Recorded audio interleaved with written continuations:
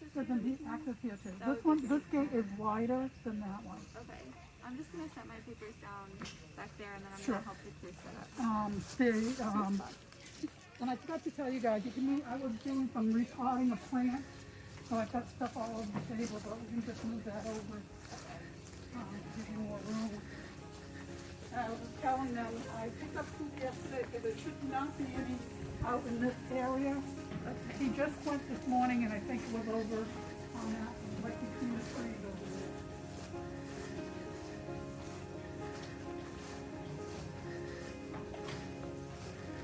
So they came out and marked that, the guy was out there, he was kind of, I don't know, he was just like so confused. He had so many different people.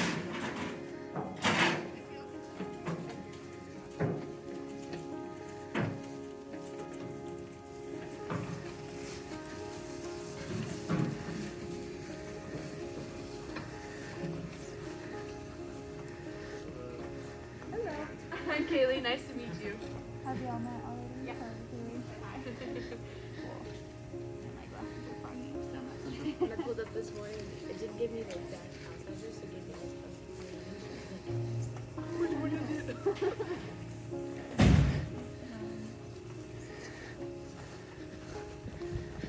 Is it okay if I set this right on this little bench here in case it rains? Oh, sure, yeah. Hopefully the weather will hold up, and I'll just try to make you some more room here. Oh, thank you. I appreciate it. We'll probably bring our water jug back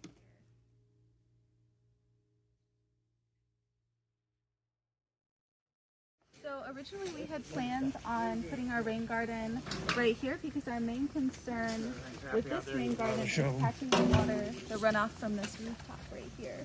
So what we're going to be doing eventually is catching this downspout, burying it, and conducting the water from the rooftop to our rain garden. But the complication that we ran into is the area where we were going to put the rain garden is marked up with electrical and communication lines. And those lines can actually be anywhere within 2 feet of the paint markings. So right here we have pretty much a 4 to 6 foot stretch of area that's just a no dig zone. There's no way that we can be digging up to 2 feet, which is what we need for the depth of the rain garden. So what we had to do is change the location slightly, which ends up being okay for our purposes because we're actually shifting it to a spot in the yard that's even lower than where we were going to dig originally. And thankfully we brought enough piping that we can still bury that downspout and conduct all of the water from there down here, and we'll have a nice little gradual incline helping us along with that process. And where's the new one? So the rain garden has now moved to this big nice oval here. So there's a lot of paint going on at the moment, but this is the line that we're following, is this oval. It's roughly 7 to 8 feet wide and about 11 to 12 feet long. I noticed several years ago when property ownership changed behind me and a lot of trees were removed that my runoff got worse. So that now I have a lot of standing water and the runoff from the house just is not able to be absorbed in the ground. So I started looking out and went to the home show and started talking with people out there about how best to approach this. I was then connected with Louisa Black from Southern Nursery, and we started talking about what could be done. She drew up some proposals for me, and it was quite expensive. I then happened to see an article in the Virginia Beacon and saw about the VCAP program. And that's when I contacted their office and started to get some information to help with financing this project. So what we're doing right now is we're taking out the bulk of the depth of the excavation. And the reason that we're doing that is because we want those outer edges to slope gently inward. So we want to make sure we're not rushing the slopes. So first we're going to dig out 2 feet in the middle, and then we're going to work our way gently backwards. After we finish the excavation and loading that up onto the trailers, then we're going to come back in with the rain garden mix and fill the same hole that we just dug back on up. But we're not going to fill it all the way up to grade. We're actually going to leave what's called a ponding depth of about 4 to 6 inches depending on the requirements of the site, so that if that rain garden does fill up all the way, we'll have a little bit of area at the top where the water can comfortably sit in that depression without overflowing out. The VCAP program, VCAP stands for Virginia Conservation Assistance Program. It's funded through the Department of Conservation and Recreation, and was really a response to seeing a need to develop an urban and suburban cost share program for conservation practices that would mirror many of the programs that have been in place for a number of years for rural areas and agricultural projects. And this program was originally only funded for the Chesapeake Bay watershed, and in the past year or two has been expanded to encompass all of Virginia's watersheds. This project is located on the Sclafani property in what we call the southern watershed area in Virginia Beach, which ultimately drains to the Albemarle Pamlico Sound in North Carolina. And the program is a reimbursement program for funding, and applicants whose projects are approved for funding are reimbursed following completion of their project based on a formula developed by the state, and it addresses about 12 different kinds of best management practices, rain gardens being one.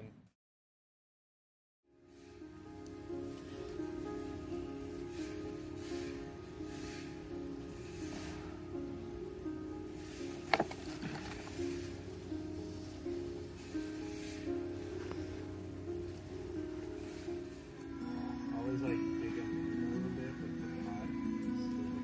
Pressure into the pot. I know. I had to move one of them all the way out so I could crawl into the middle of the top.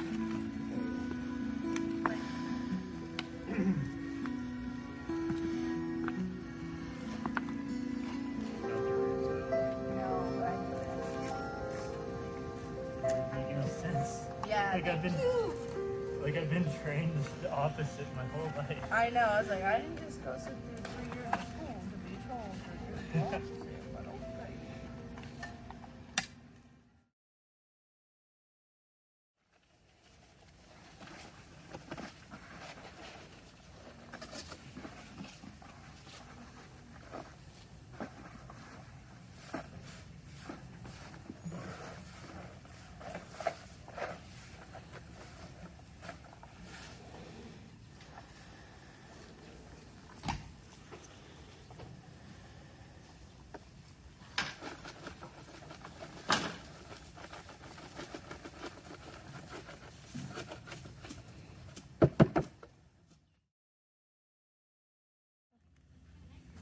So you can see the depression starts right about at this line, and this is the very back border of the rain garden. So at the back we have the tallest plantings, and these are our only evergreens as well. So these reedy looking plants right over here are called soft rush.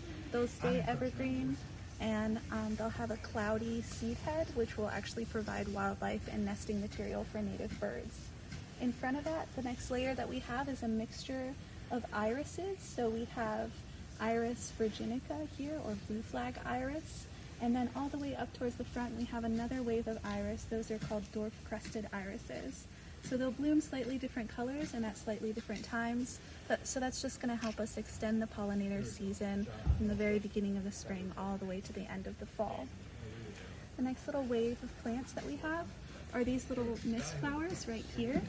So these are actually in the mint family. So as you might know about mints already, they're quite aggressive and they'll fill in really quickly. You'll see them growing a lot of the time on wet roadsides, ditches, that kind of thing. A lot of the plants that we're using here are really hardy, semi-aggressive plants because we want them to really be able to handle a wide range of conditions, from periods where they're relatively dry to periods where they're completely inundated for maybe a couple days at a time. Down here, these nice purple flowers that are currently in bloom right now, which is the middle of October. This is called gentian, and it's actually called closed bottle gentian because it has an interesting pollinator ecology where the bumblebee actually has to squeeze into the clasped petals in order to access the nectar. So I chose these both because they're complementing the purple colors elsewhere in the planting, and also because they bloom quite late in the year. So again, we're trying to think about how can we start that pollinator season as early as possible and extend it as late as possible. That's what the mist flowers are doing as well. Next, we have another wave of little irises, although they're not commonly known as irises. Their common name is blue-eyed grass, but they're in the iris family, and they also bloom very early on in the spring. So again, we're thinking about how can we start as early as possible and end as late as possible. Finally, these tall leaves that have been eaten back by the caterpillars, these are called seashore mallow. So they bloom in the middle of the summer to the late summer. They bloom this beautiful sort of hibiscus looking light pink flower. And those are going to get quite tall. They're one of the tallest plants in our planting, besides the irises and the soft rush. I think that might cover it for our plants in here. Did we have any other information we wanted to cover about them? What kind of maintenance over the years? How do they fill in? That's a great question. So, especially with conservation landscaping, we're starting off with general patterns, but we're not going to control each plant and restrict it to the place where it was originally put in. So a lot of these plants might migrate to parts of the planting where they'll naturally do better in ways that we can't necessarily predict from the outset. So different designers have different philosophies of maintenance. My philosophy is generally to listen to what the plants are telling you they want to do and collaborate with them in order to aid them in their goal of where they're trying to get to, where they're doing the happiest. So for example, over time we might see that this mist flower seeds into the middle of the planting and fills in the empty spaces. Or maybe the irises decide they like it more to the left of the planting or more to the right of the planting. So what we're not going to do when we're doing our maintenance schedule is restrict the plants to where we had originally planted them. We're going to listen to where they want to go, and the only real weeding and maintenance that we're going to do is keeping back any plants that introduce themselves that we know won't do well in the rain garden in the long term, or that could be invasive and crowd out the plants that we do want in there.